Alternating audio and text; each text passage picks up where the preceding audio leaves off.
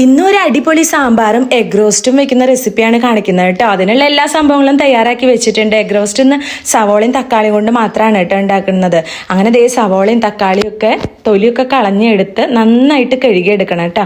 എന്തെങ്കിലും പണിയെടുക്കുമ്പോൾ അപ്പം തന്നെ അവിടെ വൃത്തിയാക്കി ഇടുക കേട്ടോ. അപ്പം നമ്മുടെ പണികൾ വേഗം കുറയുകയും ചെയ്യും.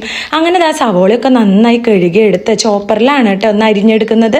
നീളന് വേണമെങ്കിൽ നമുക്ക് അങ്ങനെ അരിഞ്ഞെടുക്കാം കേട്ടോ. അങ്ങനെ ചോപ്പറിലിട്ട് നന്നായി ചെറുതാക്കി ദേ ഇതുപോലെ അടിച്ചെടുത്തു.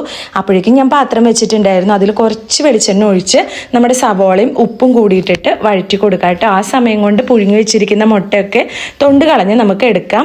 അങ്ങനെ ദാ ഒരു തക്കാളിയാണ് ഞാൻ എടുത്തിരിക്കുന്നത് കേട്ടോ. ഇതിലേക്ക് ഞാൻ ഇഞ്ചിയും വെളുത്തുള്ളിയും ഒന്നും ചേർക്കണില്ല. എങ്കിലും ഇത് അടിപൊളി ടേസ്റ്റ് ആണ് കേട്ടോ. സിമ്പിൾ ആയിട്ടുള്ളൊരു റെസിപ്പിയാണ്. അപ്പോൾ എല്ലാവരും ട്രൈ ചെയ്യണം. അങ്ങനെ സവോള വാടി വന്നപ്പോൾ ഞാൻ അതിലേക്ക് തക്കാളി ചേർത്ത് ഒന്നുകൂടെ വഴറ്റി കൊടുത്തു. ഇനി ഇതിലേക്ക് പൊടികൾ ചേർക്കാം കേട്ടോ. മുളക് പൊടി, മല്ലിപ്പൊടി, മഞ്ഞൾപ്പൊടി, ഗരം മസാല പൊടി, അതുപോലെ കുരുമുളക് പൊടി ഇത്തിരി അധികം ചേർക്കാം കേട്ടോ. അപ്പോൾ നല്ല ടേസ്റ്റ് ആയിരിക്കും. കളറിന് വേണമെങ്കിൽ കാശ്മീരി മുളക് പൊടി ചേർത്താലും മതി. അങ്ങനെ അതൊന്ന് മൂത്ത് വരുമ്പോൾ കുറച്ച് വെള്ളം ഒഴിച്ച് അവിടെ ഇട്ടാൽ അതിങ്ങനെ നന്നായി വെന്ത് കുറുകി വരും കേട്ടോ. ആ സമയത്ത് നമുക്ക് കുറച്ച് കുരുമുളക് പൊടി കൂടി വേണമെങ്കിൽ ചേർത്ത് കൊടുത്തിട്ട് ഇനി നമ്മുടെ മുട്ട വരഞ്ഞ് ഇതുപോലെ ചേർത്ത് കൊടുക്കാം. പൊളിച്ചിടണമെങ്കിൽ അങ്ങനെയും ചെയ്യാം. അങ്ങനെ ഇതേ മുട്ടയും കൂടിയും ചേർത്ത് മിക്സ് ചെയ്ത് എടുക്കുക. അപ്പോൾ അടിപൊളി ടേസ്റ്റാണ്. ഇത് നമ്മുടെ ടേസ്റ്റിനനുസരിച്ചിട്ട് മല്ലിയിലോ വേപ്പിലയോ നമുക്ക് ചേർത്ത് കൊടുക്കാം കേട്ടോ.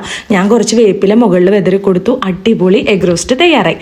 ഇനി നമുക്ക് സാമ്പാറിലേക്ക് പോവാം. പരിപ്പ് നന്നായി കഴുകി എടുക്കുക കേട്ടോ. സാമ്പാർ പൊടി ഇട്ടിട്ടുള്ളൊരു സാമ്പാറാണ് കേട്ടോ. ഇത് അടിപൊളിയാണ്. ട്രൈ ചെയ്ത് നോക്കാം. അങ്ങനെ ദേ പരിപ്പിലേക്ക് കായം ഇട്ടു, അതുപോലെ മത്തങ്ങ ഇട്ടു. കായം നിർബന്ധമില്ല കേട്ടോ സാമ്പാർ പൊടി ചേർക്കുമ്പോൾ. മത്തങ്ങ ഇട്ടാൽ അടിപൊളിയാട്ടോ പരിപ്പിൻ്റെ കൂടെ. എന്നിട്ട് വേവിച്ചെടുക്കുക. കുറച്ച് വെളിച്ചെണ്ണ ചേർത്തത് തിളച്ച് പോകാതിരിക്കാനാണ്.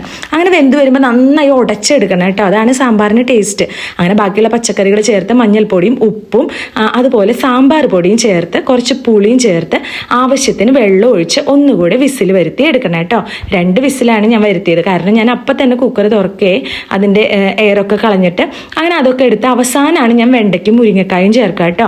അല്ലെങ്കിൽ മുരിങ്ങക്കായ ഉടഞ്ഞു പോവും. അത് ചേർത്ത് ഒന്ന് തിളച്ച് വരുമ്പോൾ നമ്മുടെ കടുക്, ഉലുവ, മുളക്, വേപ്പില അതൊക്കെ പൊട്ടി വരുമ്പോൾ നമ്മുടെ സാമ്പാർ പൊടി ചേർത്ത് കുറച്ച് മുളക് പൊടിയും ചേർത്ത് മൂപ്പിച്ച് അതിലേക്ക് ചേർക്കണം. ഇത് കരിഞ്ഞു പോയരുത് കേട്ടോ.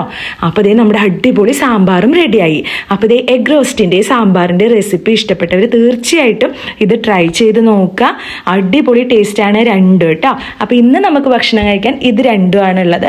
വളരെ സിമ്പിളാണ്. എല്ലാവരും ട്രൈ ചെയ്ത് നോക്കണം കേട്ടോ.